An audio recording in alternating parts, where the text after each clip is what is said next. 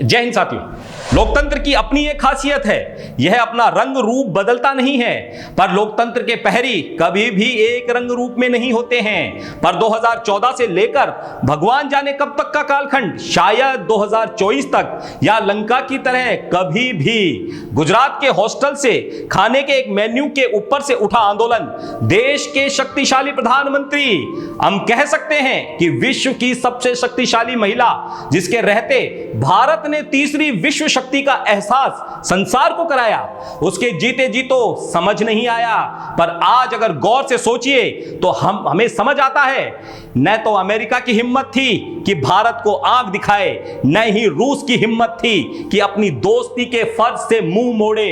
उनके रहते रशिया के हवाई जहाज पाकिस्तान के ऊपर से नहीं उड़ते थे। चीन की औकात ही क्या थी। और कमोबेश उनके बाद आने वाले सभी प्रधानमंत्रियों ने प्रधानमंत्री नेहरू, इंदिरा के द्वारा स्थापित नीतियों पर चलकर भारत की स्थिति को बनाए रखा। 1971 में मुंह खाने के बाद, जिसमें पाकिस्तान के 2 टुकड़े हो गए, फिर से अगर पाकिस्तान ने जुर्रत करने की कारगिल में हिम्मत की थी तो वह भाजपा की सरकार थी।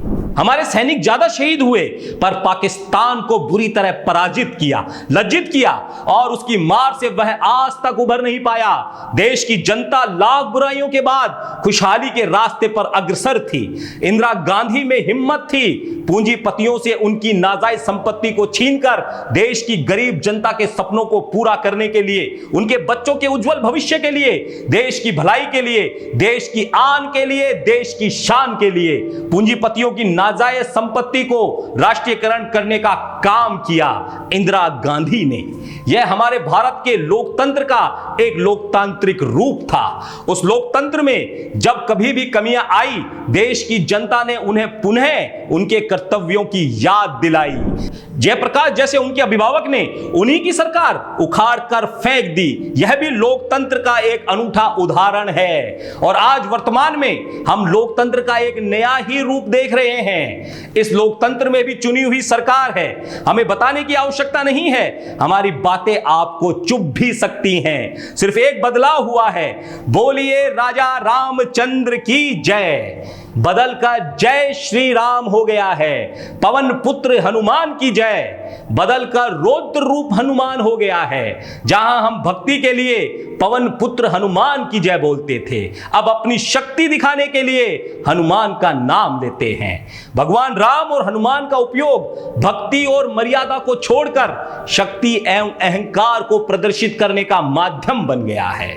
आप इससे महसूस कर सकते हैं। आप दोनों हाथ जोड़कर जय श्री राम बोलिए। इसमें आपको अहंकार और शक्ति, ताकत जैसी चीजों का स्वतः ही अनुभव होगा, और वह भी किसी दूसरे के लिए। और अब आप फिर से हाथ जोड़कर राजा रामचंद्र की जय, सियापति रामचंद्र की जय बोलिए, या साधारण राम राम बोलिए। आपको फर्क समझ में आ जाएगा। पहले जय श्री राम में जहां आपको अहंकार, शक्ति, प्रदर्शन जैसे अनुभव का बोध हो रहा था, वहीं दूसरी ओर श्री रामचंद्र की जय में आपको परोपकार, मर्यादा, आपके अपने संस्कारों का बोध कराएगा। यह फर्क है हमारे पूर्ववर्ती प्रधानमंत्रियों के काल में और अभी सपना जीवी प्रधानमंत्री के, जो कहते हैं कि मैं सपने देखता नहीं हूं, मैं सपने बोता हूं। और हम सब अकाल के समय जैसे बादल को निहारते हैं, वैसे अब आने वाले भविष्य को निहार रहे हैं। पर अकाल जो है कि खत्म होने का नाम ही नहीं ले रहा है। हम आपको एक ताजा उदाहरण देते हैं कि आज का लोकतंत्र कैसा है। आज की सरकार ने आटे पर जजिया कर लगाया, दूध पर जजिया कर लगाया, छाछ पर जजिया कर लगाया, सब्जी पर जजिया कर लगाया, साबुन पर जजिया कर लगाया, बिस्कुट पर जजिया कर लगाया, टूथपेस्ट या कोलगेट पर जजिया कर लगाया, कंबल, तकिया, चादर पर जजिया कर लगाया, किसानों के कीटनाशक पर जजिया कर लगाया, चाय पत्ती पर जजिया कर लगाया, बिजली के स्विच पर जजिया कर लगाया। लस्सी तो गरीब को मिलना ही नहीं है, उस पर भी लगाया, कोई बात नहीं। पर जो छाछ गरीबों के लिए थी, मध्यम वर्गीय लोगों के लिए थी, उस पर भी जजिया कर लगा दिया।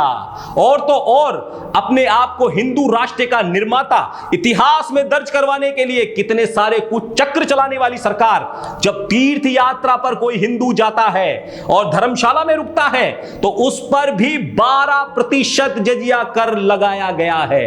लाखों लोग चिल्लाते रहे, हटा क्या? नहीं ना। बेचारे गरीब कुम्हार जो मिट्टी के दिए बनाते थे, उनकी भी रोजी रोटी छीनने के लिए चाइना से इंपोर्ट बढ़ाकर कुम्हारों के बर्तनों पर भी 12% टैक्स लगा दिया गया है।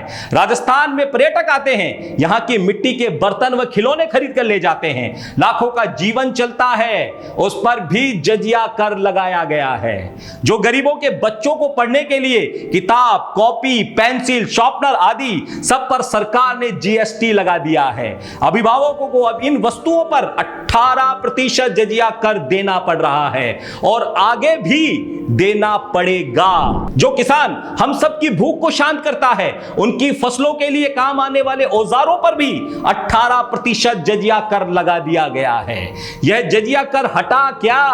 हटेगा भी नहीं। आज के लोकतंत्र का एक और रूप। अब एक दूसरा उदाहरण देखिए, रूस और यूक्रेन में युद्ध चल रहा है। यूरोपियन देशों ने रशिया पर प्रतिबंध लगा दिया है कि हम कच्चा तेल या तेल नहीं खरीदेंगे, तो रूस से कम कीमत पर रिलायंस ने क्रूड ऑयल लिया। रिलायंस ने उसे रिफाइन कर वापस यूरोप को महंगे दामों में बेच दिया। जहां पहले रिफाइनिंग के $4 से $5 प्रति बैरल बच जाते थे, वहीं अब रिलायंस को $35 से $40 प्रति बैरल बच रहे हैं। यह एक तरह से आकस्मिक धन की बरसात जैसे हो गई और यह कहीं भी कभी भी बिजनेस में हो सकता है। हमारे कानून में प्रावधान है कि ऐसे आय कर पर विंडफॉल टैक्स लगाया जाए और सरकार ने लगा दिया। आम जनता के लिए लगा हुआ कोई टैक्स आज तक कम हुआ है क्या?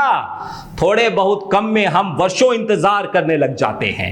हम बजट का इंतजार करते हैं कि संसद में बजट आएगा तो राहत मिलेगी, परंतु इस विंडफॉल टैक्स को मात्र 15 से 20 दिन में हटा दिया गया और कुछ प्रोडक्ट में कम किया गया, वह भी रातों रात। आटे से लेकर छाछ पर जजिया कर लगाने पर सरकार को 15,000 करोड़ रुपए मिलेंगे और रिलायंस पर लगे विंडफॉल से 70 से 80 हजार करोड़ सरकार को मिलते, पर वह गरीबों का खून पिएंगे 15,000 करोड़ के लिए। पर अपने मित्रों को 70 से 80 हजार करोड़ का टैक्स जो उन्हें मिलता उसे हटा दिया। ऐसे ऊपर के कई खेल और हैं जिससे जनता को डायरेक्ट कोई सरोकार नहीं है। एक उदाहरण और इस विश्वास के साथ कि जिस दिन लोकतंत्र का रूप बदलेगा, यह प्रत्यक्ष कोयला घोटाले की आवाज उठेगी और दोषियों को सजा अवश्य मिलेगी। मनमोहन काल में कोयला घोटाला खूब चर्चा में रहा। जितने भी भारत के उद्योगपति थे जो कोयला खान से कोयला निकालना चाहते थे, मनमोहन सिंह के समय में दिए गए सभी विंड निरस्त कर दिए गए। पूरे कोल इंडिया की व्यवस्था तहस नहस कर दी। देश का कोयला आयात जो खासकर सरकारी कंपनियों, एनटीपीसी और अन्य पावर जनरेशन जो करने वाली कंपनियों को मजबूर किया गया कि अडानी के विदेशी खानों से महंगा कोयला खरीदें और उन्हें खरीदने को मजबूर कर दिया। जिस सरकार में छोटी से छोटी बात पर ईडी, सीबीआई इत्यादि एजेंसी बाल की खाल निकालने में लग जाती है, क्या 2G स्पेक्ट्रम घोटाले में, कोयला घोटाले में किसी को सजा हुई? फिर क्या कोल इंडिया का ठप कर विदेशों में महंगा कोयला खरीदना जो वास्तविक हुआ, इसका परिणाम है। सिर्फ जांच की जरूरत है और इस मित्रजीवी, जी हां, इस मित्रजीवी के राज में मित्रों की जांच कौन करेगा? सोचिए, यह लोकतंत्र का दूसरा स्वरूप है। विचार आपको करना है, कौन सा लोकतंत्र आपको चाहिए। जय हिंद।